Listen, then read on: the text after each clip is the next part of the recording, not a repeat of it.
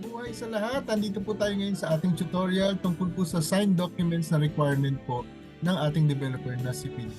I-share po natin ngayon ang tamang pagkapirma at pag-fill out nitong ating form para hindi naman po syempre masayang ang inyong oras at hindi rin po masayang syempre yung ating legal documents. So ngayon po i-share po natin ito sa ating screen. Welcome po sa ating Freedom Business International tutorial number 23, Signed Docs Requirement. So ako po ang inyong lingkod, si David David II, isa pong real estate broker po sa Pilipinas with PRC 001290. So ito po ang ating mga signed documents. Pag spot cash po ang kinuha ng ating client, so more or less po yung house and lot or condominium po ang pagpinagpipilian dyan, no? Parehas lang naman po yan. Ito po yung ating tinatawag na mga documents na kailangan. Sa house and lot po, yan po ang kailangan pong pirmahan ng ating kliyente is yung deed of absolute sale, which is 8 pieces po yan sa isang set. Sa condominium naman po, deed of absolute sale, 8 pieces. And kasama po dito yung deed of assignment of rights to limited common areas o yung tinatawag na DORWALCA. So ito po yung pag may mga condominium po na may balcony, meron pong ledge or laundry cubicle sa taas or parking. Yan po yung ating pinipirmahan. Pag may mga condominiums po na walang ganon, hindi naman na po kailangan. So sa deferred cash naman po, ito po yung 24 months kadalasan, 36 months, zero interest po. Sa house and lot and condominium din. Sa house and lot po, we need contract to sell po 5 pieces yan. And yung deed of absolute sale, 8 pieces sa isang set. Sa condominium, the same thing po, contract to sell and deed of absolute sale din, plus yung the WARCA nga na tinatawag. And ito naman po yung sa bank financing, house and lot, and condo. Sa house and lot po, ito po yung kailangan natin. Contract to sell, deed of absolute sale, and yung deed of real estate mortgage. So yan po ay 5 pieces sa contract to sell, 8 pieces po sa deed of absolute sale, 8 pieces po sa DREM na tinatawag. Sa house and lot naman po, the same thing, plus may proxy po siya na 2 pieces. Sa condominium, yan po yung ating kailangan. Contract to sell, deed of absolute sale, deed of real estate mortgage, plus proxy. Sa house and lot, wala po yun. And the WARCA. So yan po yung mga kailangan na documents na kailangan pong pirmahan ng ating mga kliyente. So yan na po, umpisahan po natin dito sa tatlong dokumento, no? Yung contract to sell, deed of real estate mortgage, and deed of assignment of rights to limited common areas. Kasi po, pare-parehas lang po halos yung format nito. Kaya po, inisa na lang natin siya. Sample po, ito po. Lalo na po sa mga nakakapanood dito at kailangan ng pumirma, no? So ito po yung itsura po niya, no? Yung contract to sell, yung pinaka legal document po natin. Yan po yung contract to sell. Mapapansin niyo po sa baba, there's a portion po sa baba, ayan po yung may arrow na red, nakikita niyo po sa screen, and box na red, dyan po tayo magpipirma. So i-zoom in po natin yan if ang client po ay single or widow or widower nga na tinatawag, dito po siya magsasign. So kailangan niya po ilagay ang kanyang printed name. Sample po si Juan de la Cruz. Sa taas po nun yung signature. So make sure lang po na hindi po lalagpas dun sa line na yan, yung daan po yung heavy line na yan, no? Nakalagay po, di ba, please sign here. Wag po lalagpas dun sa heavy line above that. Dapat po nasa loob no pinaka-box na nandito sa baba. So yan po, no, Juan de la Cruz and yung signature niya. What if naman po yung single nating kliyente na si Juan de la Cruz ay may co-borrower na isa, no? Kunwari kapatid niya or kung sino man, na single din. So ito po yung kailangan pong gawin. So again, pangalan po niya, tsaka pirma, plus yung pangalan din at tsaka pirma nung kanyang co-borrower o yung co-owner. So ganyan po, again, wag po lalagpas dun sa pinaka-heavy line dito sa taas. What if naman po si Juan de la Cruz ay meron pong co-borrower or co-owner pero married, no? Kunwari kapatid niya na merong asawa. So ganito po siya. Pipirma po si Juan de la Cruz kasama yung kanyang pangalan. So signature over printed name. Kasama po yung kanyang kapatid o kung sino man yan. At yung spouse noon. So yan po, tatlo po silang dapat pumirma dyan kung sakaling ang co-borrower o co-owner ni single na si Juan de la Cruz ay may asawa. So yan po, no? So tatlo po yan. Ito naman po yung isang scenario, what if po nasa abroad po sila lahat, no? Nasa abroad lahat. So ang rules po ngayon ng PhilInvest as of 2024 po, no? Yan po ang kanilang ini-implement ngayon. Kung yung AIF or yung tinatawag na attorney in fact or mas kilala sa representative or SPA, narinig lagi natin yan, no? Nung kliyente na single, ganito po ang gagawin.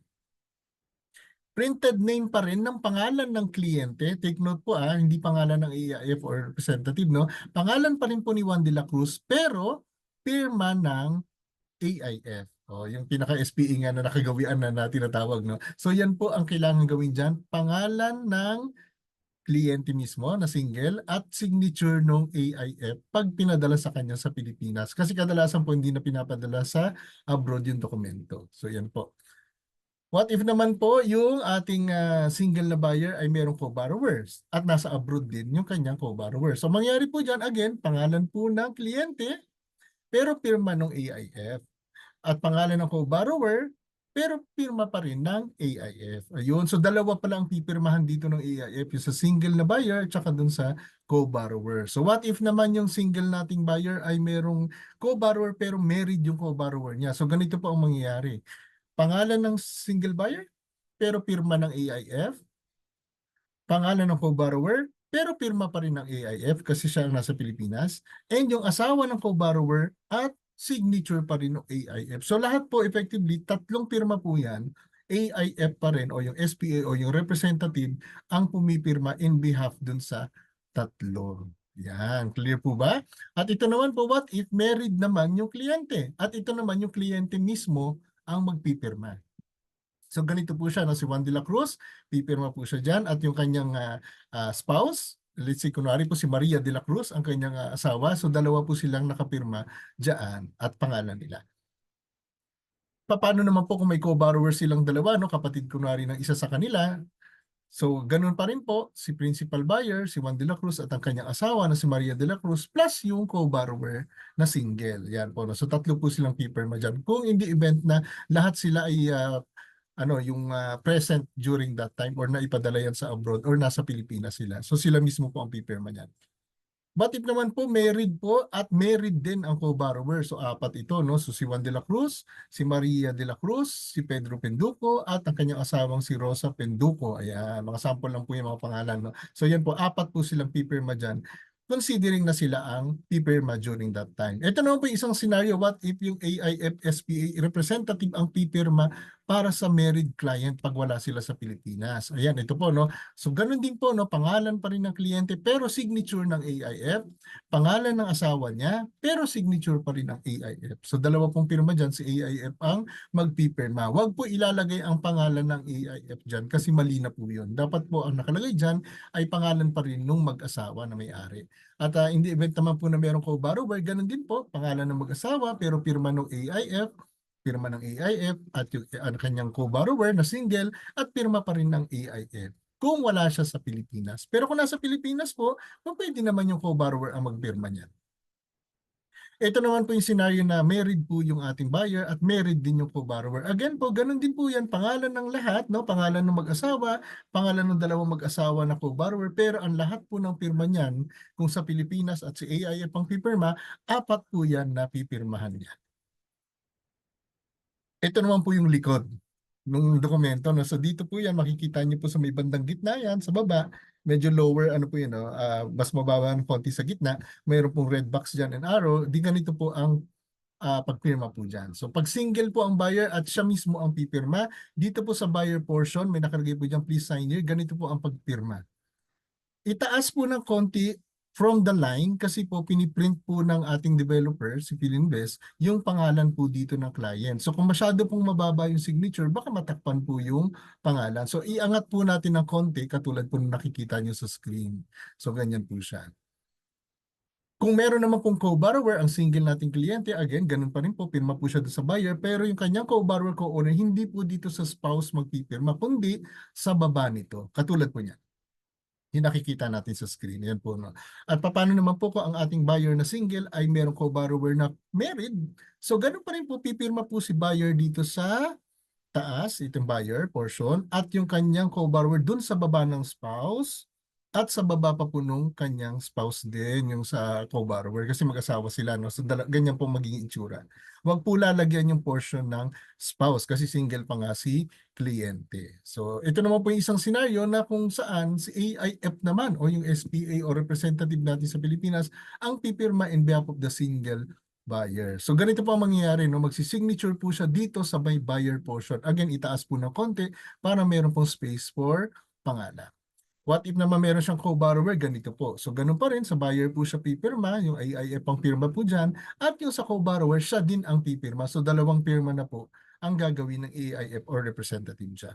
What if naman po yung single buyer natin ay may dalawang co-borrower, yung mag-asawa, no? So ganito rin po ang gagawin. Again, sa buyer portion, dun po sa co-borrower sa baba ng spouse at dun sa baba po ng signature ng co-borrower yung kanyang spouse. Ayan. So tatlong pirma po ng AIF o yung representative natin. So lahat po effectively siya po ang nagpipirma.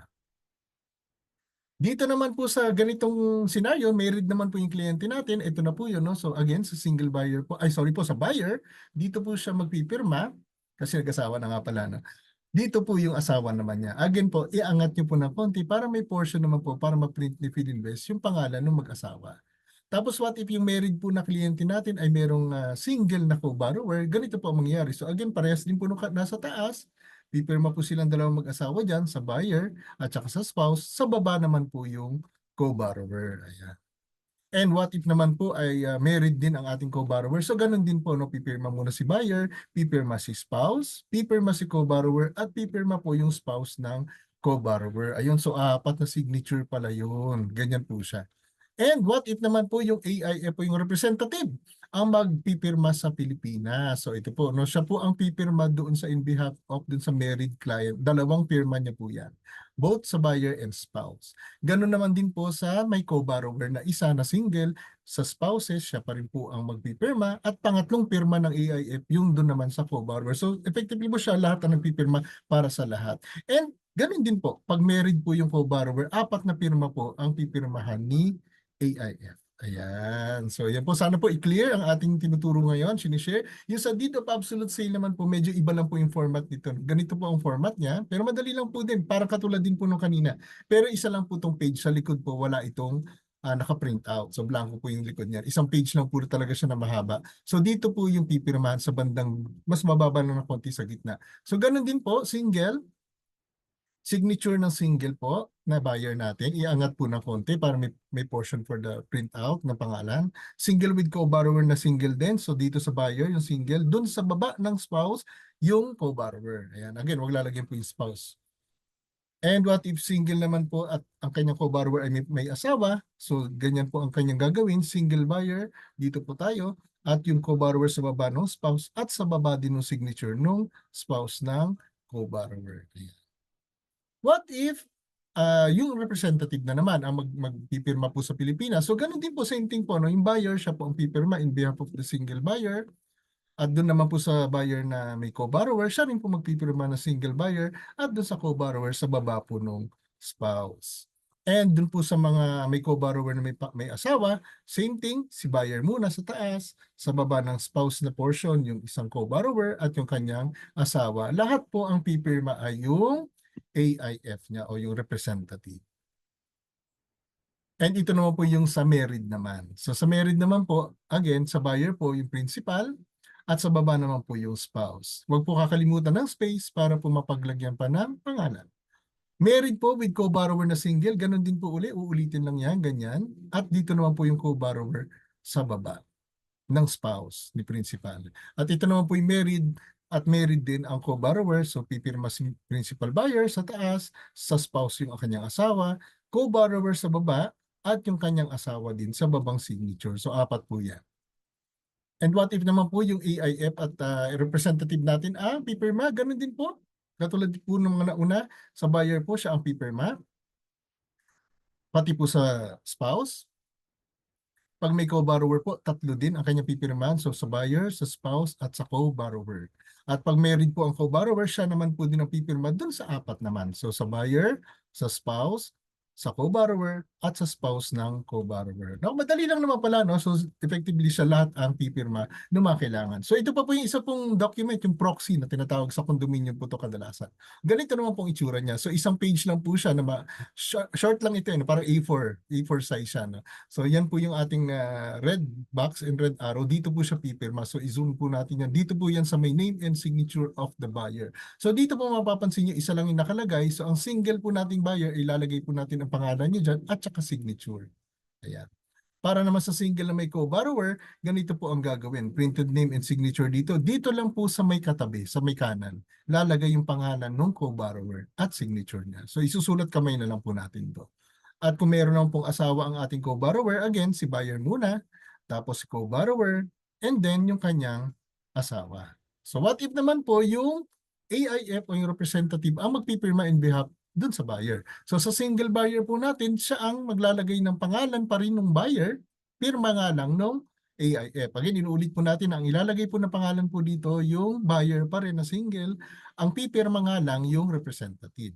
So sa ano naman po, sa may co-borrower, ganun din po, pangalan pa rin ng buyer, signature ng AIF, pangalan ng co-borrower, at signature din po nung AIF. So siya pa rin po dalawa ang nagpirma niyan. Sa may meron naman pong asawa na co-borrower, again sa principal buyer, pangalan pa rin ng principal buyer, signature ng AIF, pangalan ng co-borrower, signature pa rin ng AIF, at pangalan ng asawa at signature pa rin ng AIF. So tatlong signature po ang AIF dyan. Sa married client naman po natin, ganun din po, pangalan ng mag-asawa, pag sila ang magpipirma, so yan, magkatabi po yan. At kung meron naman silang co-borrower na single, so si principal buyer, si spouse niya, at yung co-borrower sa pangatlo. Ayun po, din, kumbaga sa katabi lang lagi niya na nilalagay sa kanan. And kung may co-borrower po na married din, so si principal buyer, ang kanyang asawa, ang co-borrower, at ang kanyang asawa doon. So apat po na hilera po yan na ganyan. Basta po pantay po siya na ganun. Yan po yung ating pagpipirmahan. What if naman yung AIF o yung representative naman ang magpipirma in behalf of them? So sa single buyer naman po, married, sorry po, married, no? Si pangalan po ng principal buyer pero pirma ng AIF, pangalan po ng asawa pero pirma pa rin ng AIF. So dalawa po ang pipirma ni AIF representative dyan.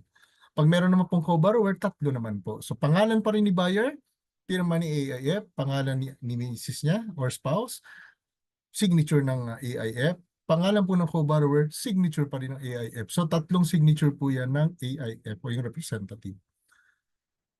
Pag married po yung co-borrower, so si buyer, pangalan ng buyer, signature ng AIF, pangalan ng asawa niya, AIF pa rin ang magsasign, co-borrower, AIF pa rin, at yung asawa ni co-borrower, AIF pa rin. So, apat na signature ni AIF ang ipipirma po sa ganitong senaryo. So, yan lang po pala. Tapos na, no? So, thank you for listening and happy sharing. Maraming salamat po at sana po ay nakatulong ang ating munting sharing para mas maging epektibo at accurate at hindi magkamali po sa mga dokumento at hindi madelay ang ating mga transaksyon. Maraming salamat po.